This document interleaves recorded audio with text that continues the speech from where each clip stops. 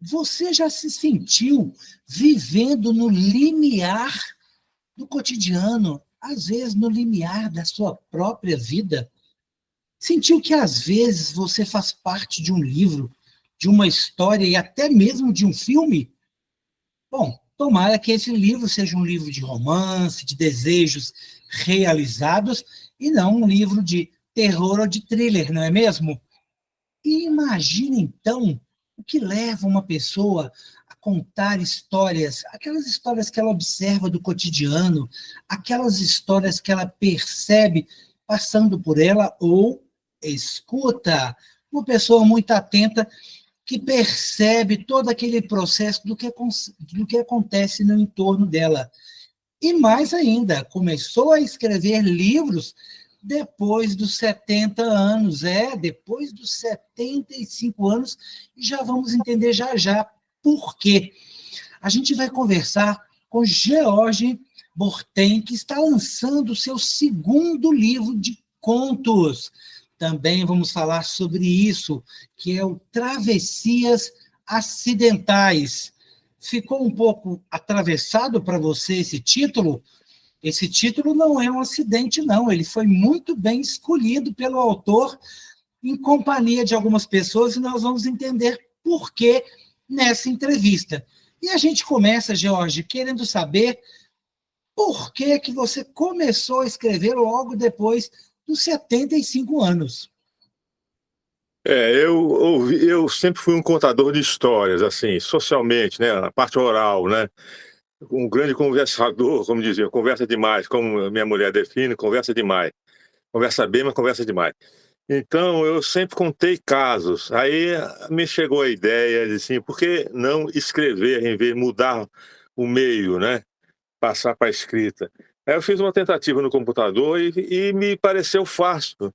Os mesmos contos que eu narrava para os outros, surgiu fácil na forma escrita. Eu falei, ué, mas então tá muito bom, vamos continuar nisso aí. Foi, digamos, uma descoberta. Eu não achava que teria facilidade para escrever contos, ficção, narrativa de outras pessoas, mas de repente se tornou uma coisa assim, acidentalmente, né, uma travessia aí.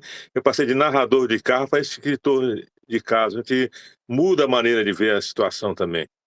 E existe, George, algum pré-requisito para começar a escrever, quer seja mais novo, mais velho, em qualquer idade, e alguma outra competência ou habilidade? Como é que foi no seu caso especificamente? Bom, eu venho de uma família, um ramo da família, em que quase todo mundo escrevia. Não assim escritores de sucesso, mas que punham por escrito suas ideias. Então era um meio que estimulava você a escrever, né. Minha avó sempre dizia: "Ah, você fala muito bem", então já tinha aquele estímulo, né, "Você fala muito bem, vai ser um grande advogado". Eu não fui advogado, nem acabei na escrita, mas há aquela percepção de que se é importante, valorizar, era muito valorizado você se comunicar, ou por arte, por de diferentes maneiras, pela escrita, por falar. Então eu sempre cresci num meio assim, que tinha essa tendência, professores, muitos professores nesse ramo da família, alguns arquitetos também. Então havia um ambiente estimulante, isso eu devo dizer, né. Eu acho que se reclama que muitas pessoas não escrevem porque não tem um meio estimulante, eu não posso reclamar no meu caso, né. Eu vivia cercado de livros, pilhado de livros, o papai tinha mais de 1000 livros e tal, e os meus avós tinham, os tios também tinham, todo mundo tinha aquelas bibliotecas enormes, né. Não tem uma biblioteca. Eu até visitei uma psicóloga uma vez na casa dela, e eu perguntei: "Quantos livros você tem? Cadê sua estante?" Ela falou: "Não tem estante, só tem 2 livros ali na estante". Eu falei: "Nunca vou consultar essa dona, porque ela não lê". É uma situação. Essa foi uma boa avaliação. E você acredita, George, que esse ditado que as pessoas falam que o escritor ele é um leitor voraz, ele é um leitor contumaz? Ah, acredito, é impossível escrever sem ler muito. Você tem que ver como os outros, você tem que se imergir numa cultura, num meio, ou até numa cultura diferente, mas tudo aquilo te provoca uma reação. Então eu não acredito que alguém escreva sem ter lido bastante. Pode ser, por outras razões que aconteceu, mas Eu diria que normalmente a pessoa que escreve é porque leu muito. E, claro, obviamente, né, você, Jorge, é uma pessoa que lê muito, a gente está vendo até seus livros aí na sua estante, e aí eu queria entender, um descendente de norueguês, um descendente de francês, né, será que tem um pouco de sangue viking nas veias, né, com tanta série fazendo sucesso aí dos vikings? Você optou por escrever contos, você está indo para o seu segundo livro de contos, né? O conto é uma coisa que te dá prazer por ser uma história menor. Por que não, por exemplo, escrever uma história maior, um livro, um romance? Eu gosto do conto, é uma forma. Eu gosto de escrever curto, simples e inspirado em escritores que escreveram desse jeito, né? Mas há um traço nórdico aí que o norueguês não joga a conversa fora. Você vai direto ao assunto. Então há uma tradição de simplicidade, nitidez na escrita, né? Que por exemplo, no caso do meu pai, que era norueguês, evidentemente é um traço cultural. Uma coisa veio de lá. Essa tendência para ser conciso.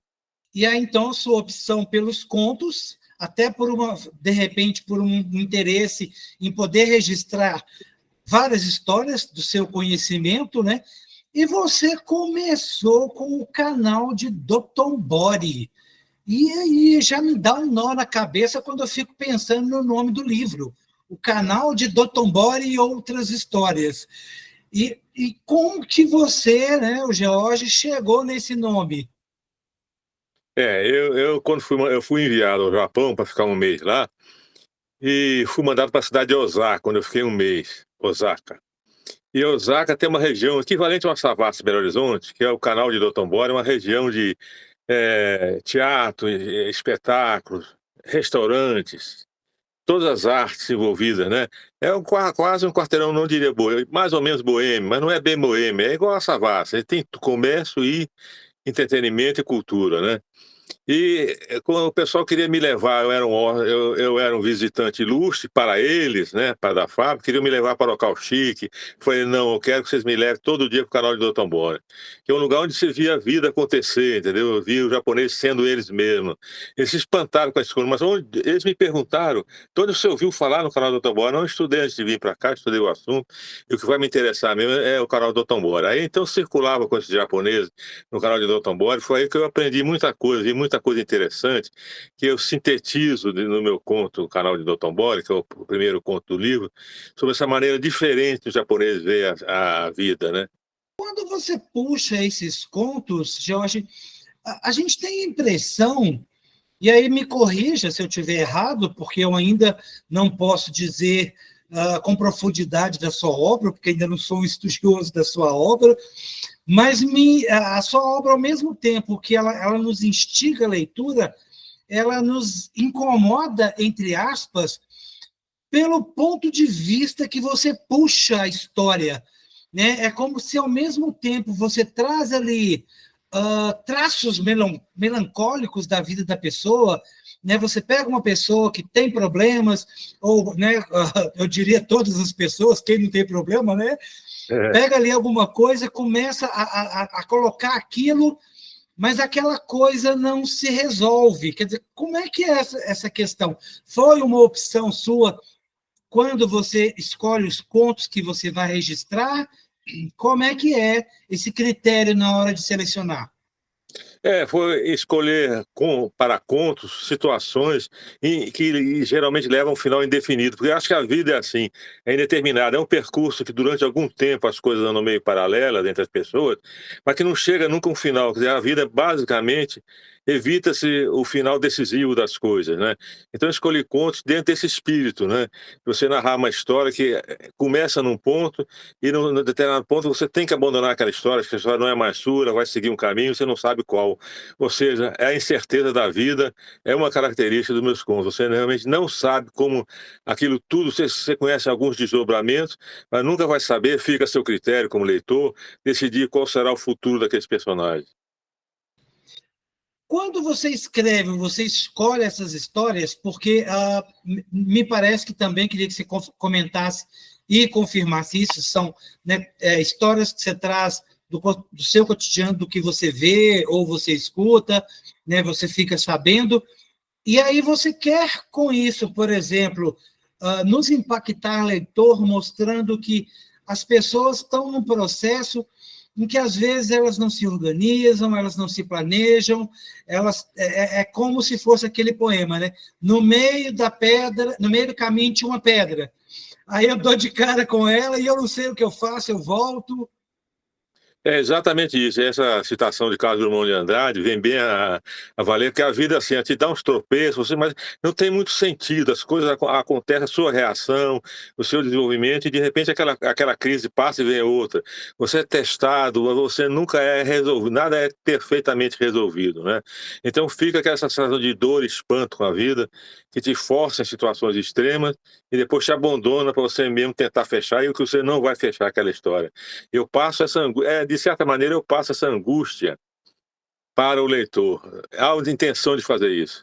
Então, é um processo em que você registra as pessoas que vivem elas vivem ali na liminaridade. Exatamente. As pessoas, o conto mostra uma situação que começa normal, geralmente evolui para uma crise, e nessa crise as pessoas não estão à altura da crise, não são capazes de resolver bem, resolvem geralmente mal, e se separam e se distanciam. Essa é a ideia do conto, é mostrar que no momento da crise, o ser humano, que foi tão eficiente para outras coisas, é uma criança nessa situação muito dramática, não sabe responder à altura e acaba fazendo besteira. Então, as travessias acidentais, os personagens também estão ali vivendo no limite da liminaridade. Vivendo no limite, exatamente. Geralmente eles participam de uma cultura em choque com outra, tentam se ajeitar com as duas culturas, não vão conseguir. E basicamente o conto é a descrição de como aquilo não acontece, não como aquilo acontece, mas exatamente como aquilo não acontece, né? Pois é, o George, escritor, já passou por esse limite da liminaridade? Olha, bastante, porque meu pai era um norueguês que veio para o Brasil fugido da crise econômica na Europa, né? Minha mãe era família carioca, mas era filha de um engenheiro brasileiro com a francesa. Então, havia mistura e choque de cultura no dia a dia daquela família extensa, né? Então, eu via aquelas situações assim, os pontos de vista diferentes não se acomodavam, e aquilo me parecia fascinante, aquele mundo diverso que recusava-se a se alinhar perfeitamente em si mesmo. Ou seja, havia um desalinho.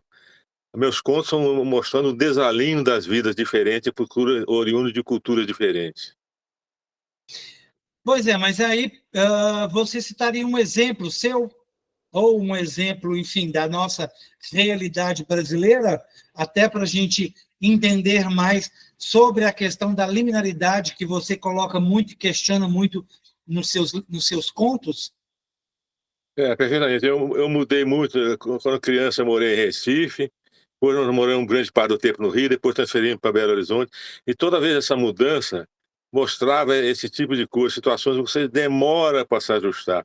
Havia, por exemplo, um lado mineiro muito interessante. Quando eu vim para Minas, você tinha que reaprender. Todos os relacionamentos são diferentes.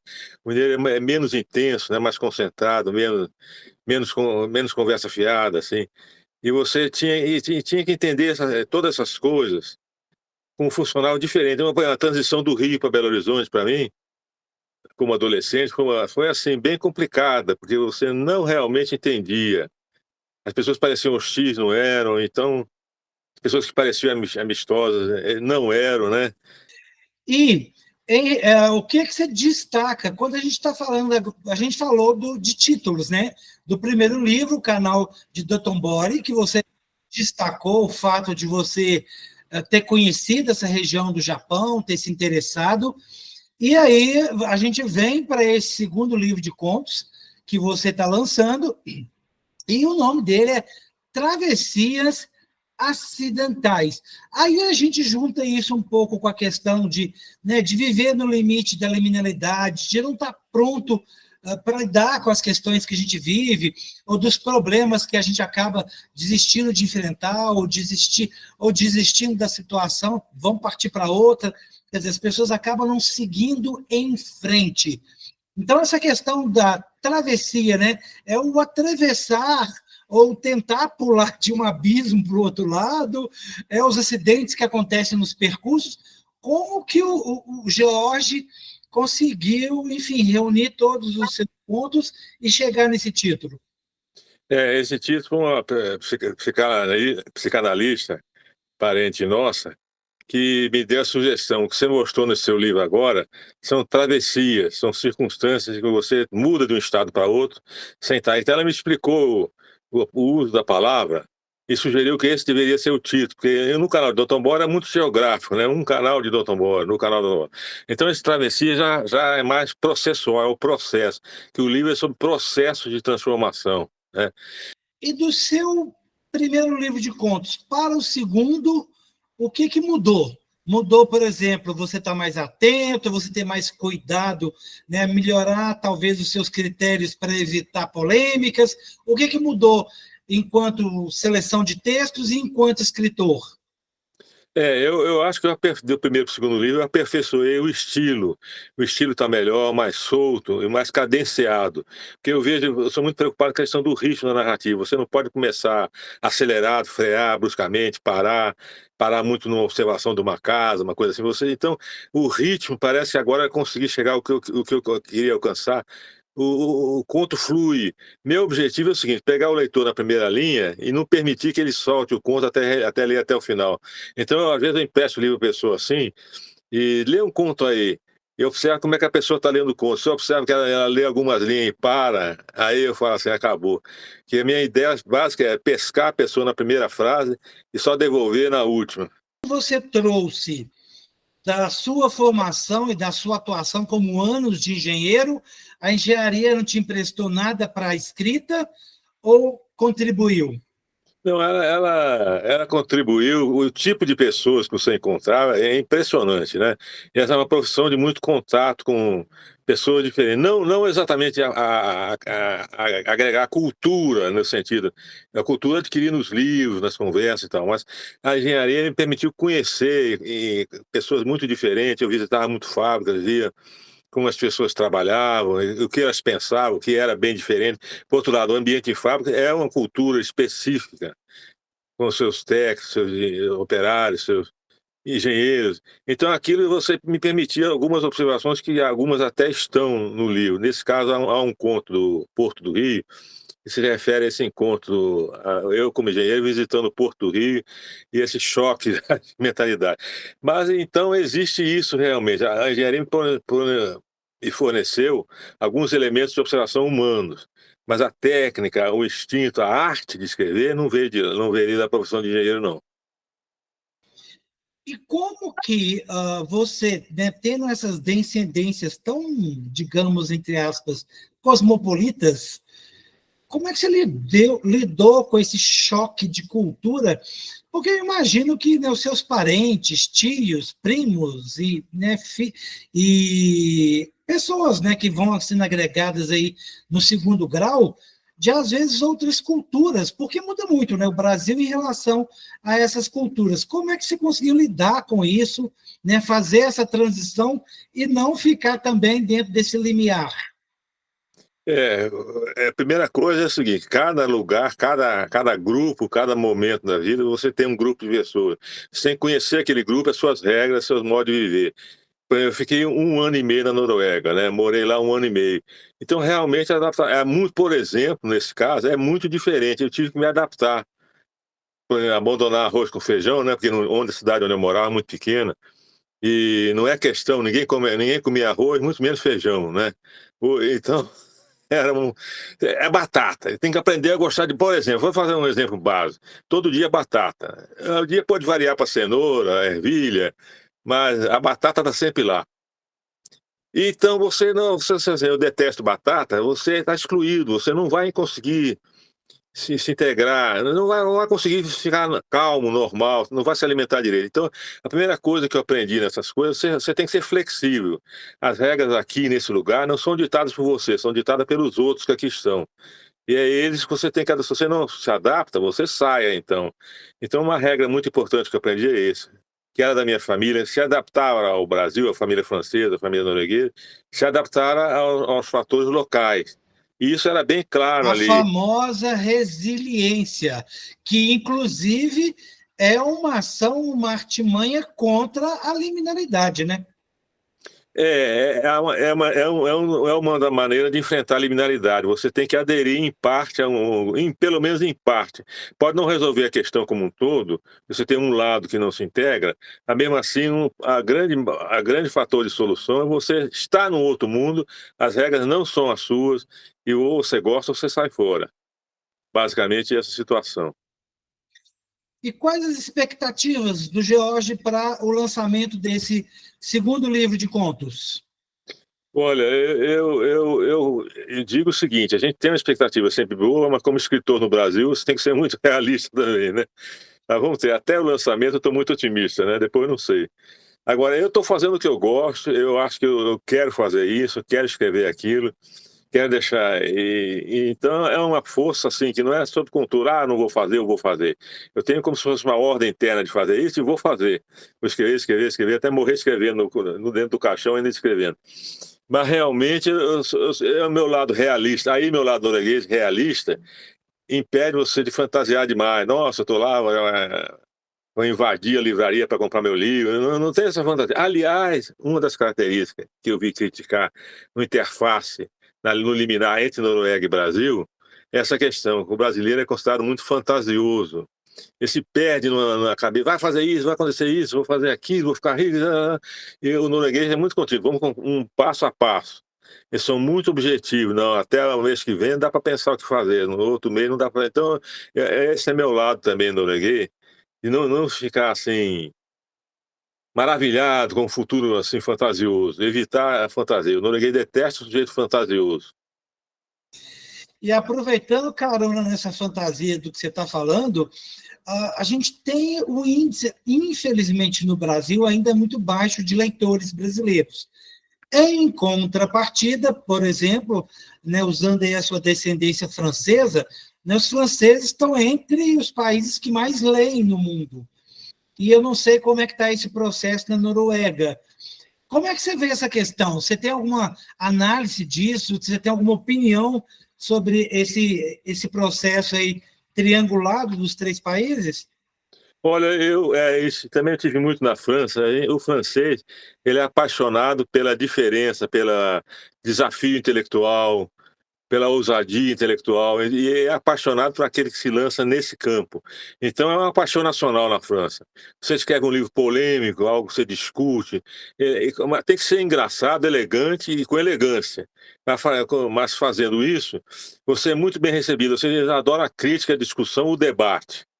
O norueguês não gosta de convergir, gosta de convergir muito rapidamente o ponto comum, então isso já dificulta essa variedade do pensamento, é mais uniforme, né? O brasileiro provavelmente deveria ser um grande leitor de livro. Agora eu fico perplexo, mas acho que temos um problema de ensino que deixa uma grande parte da população sem capacidade de ler um livro, e outro, assim, de uma certa liminaridade dessa cultura brasileira que impede a pessoa de reconhecer no livro um determinado grupo e se identificar com ele. Talvez haja um problema de dispersão cultural, alguma coisa nesse sentido. Mas a França ali, se você falou que vai lançar um livro e está atacando alguma coisa, criticando alguma coisa, você já vendeu seu livro, já tem 10 mil livros vendidos. Isso é um traço nacional. Como escritor de contos, você destacaria algum escritor que você percebe despontando no mercado, ou alguém que você acompanha e tem, às vezes, um certo prazer pela leitura? Eu leio muito, né? E nós temos muita influência. Eu fui muito influenciado por um escritor franco-belga, né? Que é o Jorge Simenon, que é romances policiais e outros romances não policiais. Mas que ele tinha uma escrita também sucinta, instigante assim, de pequenas observações. Então, esse lado realmente, eu diria que não é comum, que é mais um problema que eu tenho, né, esse lado da observação minúscula, né, detalhes pequenos que se tornam grandes, não me parece que é bem um traço da literatura brasileira, que é mais assim, de grandes eventos, né, a fazenda numa festão, todo mundo dançou e tal.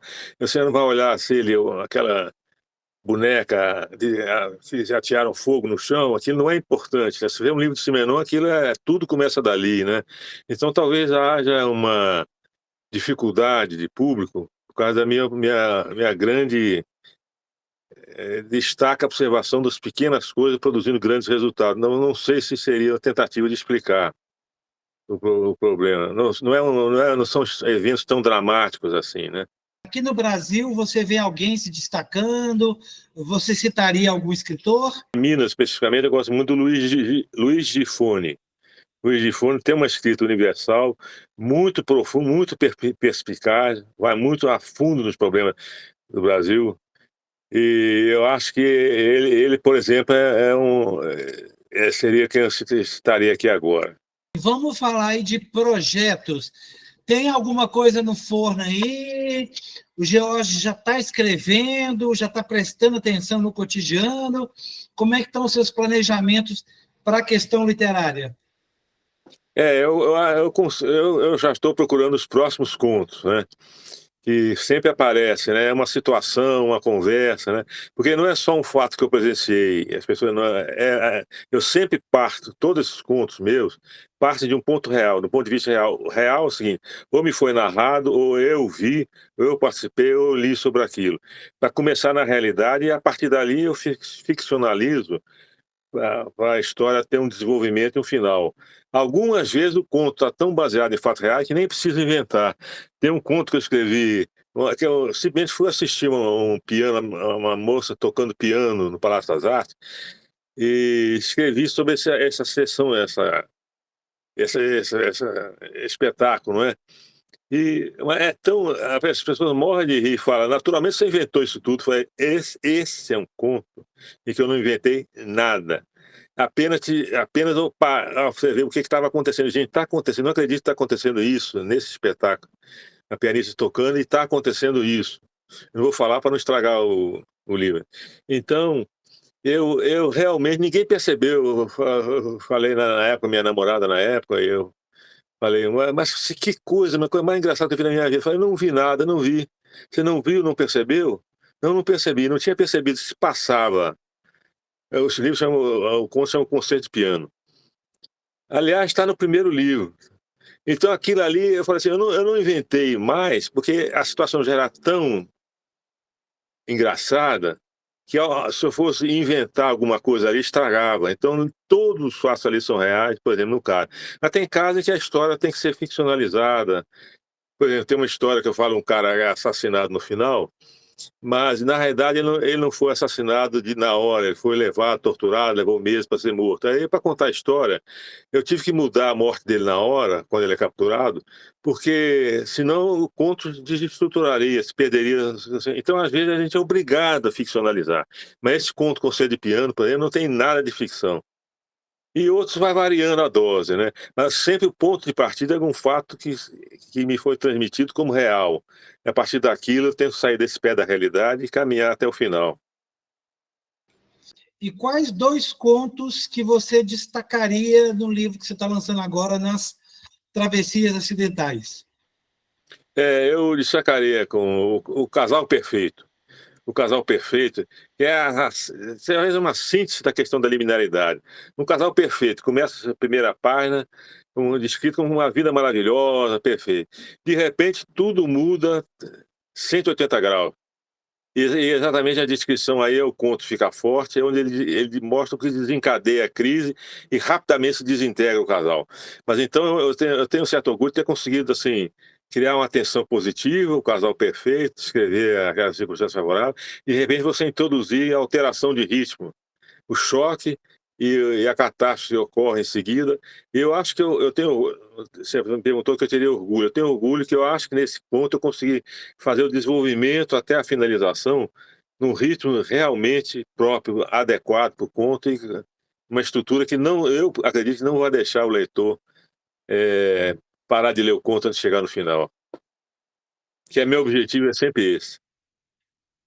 E para você que vive no limite da liminaridade, você que quer se ver nos livros, às vezes não tem paciência para ler um livro inteiro, um livro de 100 páginas ou mais, até livros com mais de 200 ou 300 páginas, o livro de contos é uma opção incrível para começar a entender e a se permitir criar o hábito de ler, fomentar as leituras, porque no livro de contos você vem com diversos contos que podem estar estruturados ou não por um assunto, por uma temática específica, ou no caso do George Borten, estão estruturados por temáticas focadas no próprio cotidiano, em que traz toda a melancolia da vivência das pessoas, como as pessoas estão lidando com as dificuldades, com os problemas, com a falta de planejamento, com a questão do próprio processo do Lumiar, em que elas não conseguem fazer a transição, às vezes sair de uma classe X e conseguir evoluir ou ascender para uma classe Y, né? Às vezes como acontece, por exemplo, com jogadores de futebol, às vezes com cantores, né? Tantos exemplos que a gente tem aqui no Brasil, e isso pode ser o tipo de livro que pode fazer a diferença na sua vida, pode te mostrar e te estimular a ler muito mais. Então, fica o nosso convite para que você tenha a oportunidade de ler mais livros, principalmente livros focados em contos.